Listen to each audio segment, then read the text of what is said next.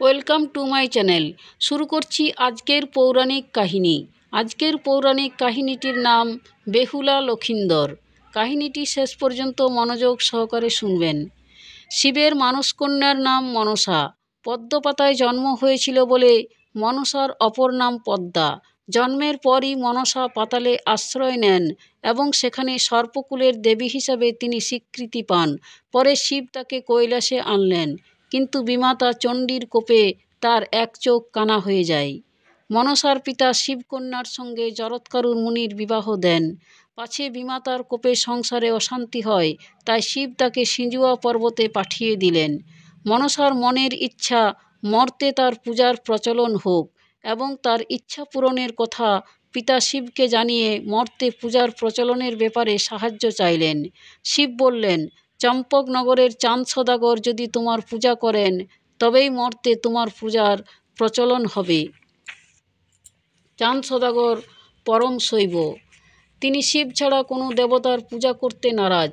অনেক অনুনয়েও চাঁদ সদাগর মনসার পূজা করতে রাজি না হওয়ার জন্য মনসার সঙ্গে চাঁদের বিবাদ তীব্র আকার ধারণ করল। মনসা একে একে চাঁদের সুন্দর বাগান নষ্ট করলেন, তার অলৌকিক শক্তি মহাজ্ঞান হরণ করে নিলেন এবং শেষ পর্যন্ত চাঁদের 6 পুত্রকে সাপ দিয়ে কামড়িয়ে মেরে ফেলে তার প্রতিশোধ চরিতার্থ করলেন। চাঁদ কিন্তু এত বিপদ, পুত্র শোকের দুঃখ সত্ত্বেও কিছুতেই মনসার পূজা করতে রাজি হলেন না। পুত্র শোক ভুলবার জন্য চাঁদ সদাগর 14খানা ডিঙ্গি সাজিয়ে বাণিজ্যের উদ্দেশ্যে গেলেন। মনসার চক্রান্তে কালীদহে ভীষণ ঝড় উঠল। একে একে চাঁদের সমস্ত ডিঙা কালীদহের জলে ডুবে গেল। প্রাণ মাত্র সম্বল করে নিঃস্ব হয়ে চাঁদ ঘরে ফিরলেন। অনেক দিন পরে চাঁদ সদাগরের আরেকটি পুত্র জন্মালো। চাঁদ তার নাম দিলেন লখিন্দর। লখিন্দরের বিবাহের বয়স হলে উজানি নগরের সাইবেনের কন্যা বেহুলার সঙ্গে লখিন্দরের বিবাহ হলো। চাঁদ ঘটা করে তার বিবাহের আয়োজন করলেন। মনসা যাতে কোনো বিপত্তি সৃষ্টি করতে না পারেন এই ভেবে চাঁদ সদাগর সাঁতালি পর্বতে লোহার বাসর ঘর নির্মাণ করালেন। কিন্তু দৈবর নির্বন্ধে কালনাগিনী সেই বাসর ঘরের এক ছিদ্র দিয়ে ঢুকে নিদ্রারত অবস্থায় লখিন্দরকে দংশন করল। লখিন্দর তখন দংশনের জ্বালায় চিৎকার করে উঠল, শোনো গো বেহুলা সাইবেনের ঝি, তোর হইল কাল নিদ্রা, মোরে খালি কি। লখিন্দর মৃত্যুমুখে পতিত হল। সারা চম্পকনগর শোকের আর্তনাদে ধ্বনিত হতে লাগল। লখিন্দরকে সর্প দংশন করেছে, তার দেহে আর প্রাণ নেই। শোকে ক্রোধে চাঁদ সদাগর গর্জন করে উঠলেন। স্ত্রী সনকা ঘন ঘন মূর্ছা যেতে লাগলেন। কিন্তু সতী বেহুলা এ বিপদে আত্মহারা হলো না, স্বামীকে সে বাঁচাবেই।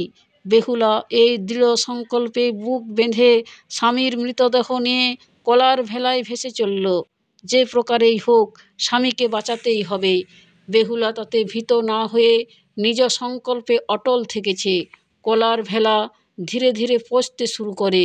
সেই সঙ্গে লখিন্দরের সুন্দর দেহ গলে কঙ্কালে পরিণত হলো। সেই কঙ্কালকেই কোলে নিয়ে সমস্ত বিপদ তুচ্ছ করে 6 মাস পরে বেহুলা এলো ত্রিবেণীর ঘাটে। সেখানে এসে বেহুলা এক আশ্চর্য দৃশ্য দেখল। এক ধোপানি ঘাটে কাপড় কাচতে এসে প্রথমেই নিজের ছেলেকে পাটে আছড়ে মেরে ফেলে পাশেই রেখে দিল। আবার সন্ধ্যাবেলায় তাকে বাঁচিয়ে বাড়ি নিয়ে গেল। বেহুলা এই দৃশ্য দেখে অবাক হয়ে তার মরা স্বামীকে বাঁচিয়ে দেওয়ার জন্য ধোপানিকে কাতর অনুরোধ করল। এই ধোপানি আসলে ছদ্মবেশী মনসার সহচরী নেতায় তাকে পরামর্শ দিল, স্বর্গে গিয়ে দেবসভায় নাচ গান করে দেবতাদের তুষ্ট করতে পারলে দেবতাদের আশীর্বাদে তার মরা স্বামীর জীবন ফিরে পাওয়া যেতে পারে। শেষ পর্যন্ত ছদ্মবেশী মনসার সহচরীর সঙ্গে বেহুলা স্বর্গলোকে গেল এবং দেবতাদের সভায় নাচ গান করল। দেবতারা তাকে তুষ্ট হয়ে মনসাকে লখিন্দরের প্রাণদানের অনুরোধ করলেন। বেহুলা তার শ্বশুর চাঁদ সদাগরকে দিয়ে মনসার পূজা করাবেন এই শর্তে মনসা লখিন্দর ও তার 6 ভাইয়ের প্রাণ ফিরিয়ে দিলেন। নদীতে ডুবে যাওয়া ডিঙা ও ধন দৌলত উদ্ধার করে দিলেন। স্বামী ও 6 ভাসুর এবং সব বাণিজ্য তরী নিয়ে বেহুলা এবার দেশে ফিরলেন। 14 ডিঙা এসে চম্পকনগরের ঘাটে লাগলো। বেহুলা ডিঙায় বসে বললেন, যদি তার শ্বশুর মনসার পূজা করেন তবে তারা ডিঙা থেকে নামবেন। সনকা এসে কেঁদে পড়লেন। 6 পুত্রবধূ শ্বশুরের পা ধরে অনুনয় করতে লাগলেন। সব দেখে চাঁদের হৃদয় বিচলিত হয়ে পড়ল।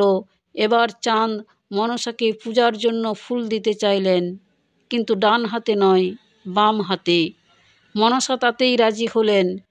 এভাবে মনসার পূজা মর্তে প্রচারিত হলো। চাঁদ সদাগর তার 14 ডিঙা, 7 পুত্র, হারানো সমস্ত সম্পদ মনসার কৃপায় ফিরে পেলেন। মনসার সঙ্গে চাঁদ সদাগরের বিবাদ চিরকালের মতো মিটে গেল। মর্তের ঘরে ঘরে সাপের দেবী মনসার পূজা প্রচারিত হলো। ভিডিওটি ভালো লাগলে লাইক করবেন। ধন্যবাদ ভিডিওটি শেষ পর্যন্ত দেখার জন্য।